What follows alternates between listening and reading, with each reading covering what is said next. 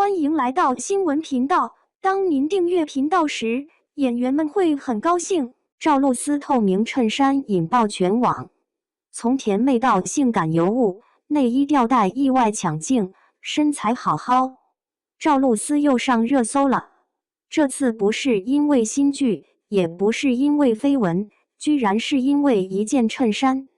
一件看起来薄如蝉翼的透明衬衫，里面就搭了个小吊带，片场照片一出来，全网直接炸了。有人说这身材绝了，雪肌丰腰，若隐若现，纯真里带着魅惑，简直是灵动尤物。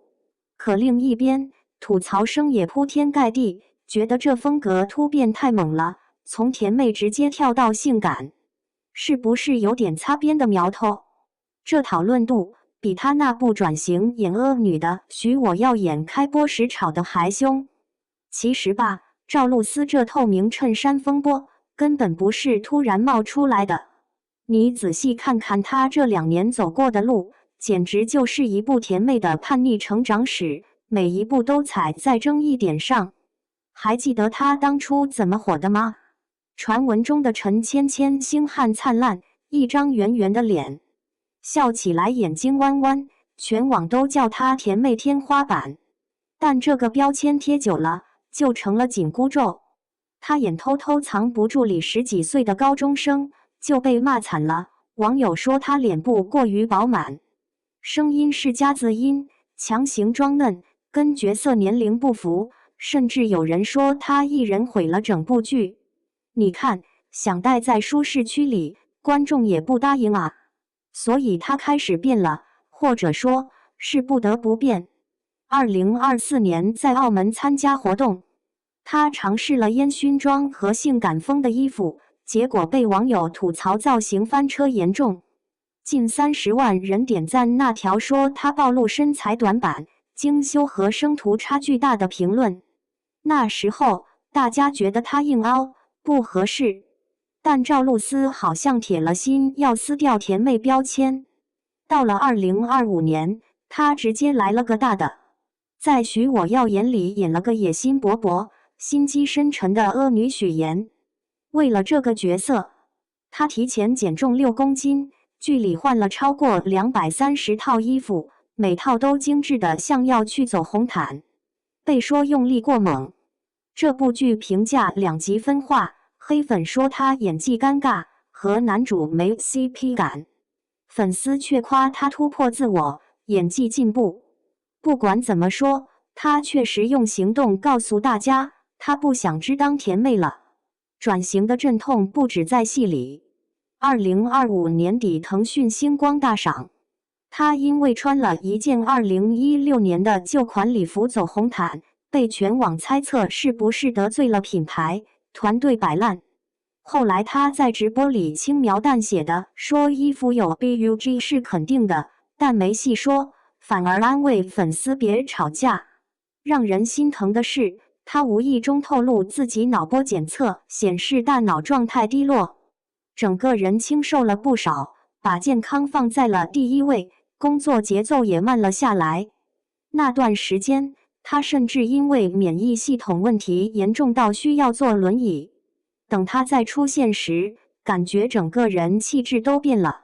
最近他给一个国产恐怖游戏拍宣传照，一身正红色嫁衣，配上惨白妆，融合直勾勾的眼神，被网友说漂亮但瘆人，阴间气息十足，直接下上了热搜。大家一边讨论这是中式恐怖美学，一边又忍不住担心，这到底是演技，还是他大病初愈后真实的疲惫状态？那个元气满满的甜妹，好像真的回不来了。所以你看，这次透明衬衫事件，根本不是孤立的一件衣服的事，这是一个女明星在努力挣脱固有形象时，必然要经历的审视和拉扯。她想从甜妹变成多面的演员，从《许我要演》里的恶女，到恐怖游戏里的鬼新娘，再到片场随性又大胆的透视穿搭，都是她探索的不同侧面。她说，真正的魅力，从不在于迎合，而在于勇敢的探索与展现自我的多面性。这话现在听来，更像是对他自己转型之路的注脚。但公众的眼光是苛刻的，他穿的保守，被说没突破；他穿的大胆，又被质疑博眼球。这种困境不止他一个人有。韩国女团成员 Natty 因为穿了一条短到极致的运动热裤参加活动，在韩网被骂不合时宜、过度暴露。日本歌手山岸里子的清凉私服照也引发过偶像私服过于暴露的审判。Blackpink 的 Lisa 穿透明长裤被说博眼球。古力娜扎穿丁字外穿式牛仔裤逛环球影城，有家长投诉儿童乐园出现性暗示穿搭。每次这种事发生，网上都会炒成一锅粥。支持的人说这是穿衣自由，勇敢做自己。蔡卓宜裤子不扣就出门，被网友说他直接回怼我喜欢，别管我。孙千穿透视裙被骂，他发文说我的腿需要呼吸权。张靓颖也说过，到了2025年，谁还没有穿衣自由？但反对的声音同样响亮，觉得这是公共场合，明星作为公众人物，穿着不能只顾自己舒服，还得考虑大众观感，特别是对未成年人的影响。而且大家发现没有，这种争议好像特别爱盯着女明星。男明星穿透视装露腹肌，热搜词条可能是男菩萨身材封神，可同样的事情放到女明星身上，评论区的高频词就变成了擦边、低俗。这种双标一直都存在。赵露思自己可能也习惯了这种争议。她之前直播里谈到职业态度，说过职业不分贵贱。面对造型翻车、礼服出 BUG 这些事，她现在的处理方式也变了，不像以前可能急着解释，而是更淡然，说这不是最后一次见面，我们期待下一次就好。这种变化，你说是因为生病后的豁达，还是被舆论抹平了棱角？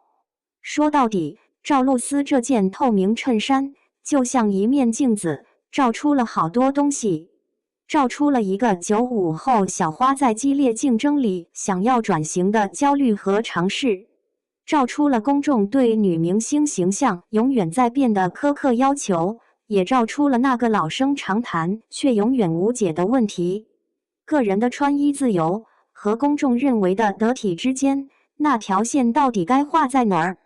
对此，小伙伴们有什么看法呢？欢迎在下方评论区留言，和大家一起分享讨论吧。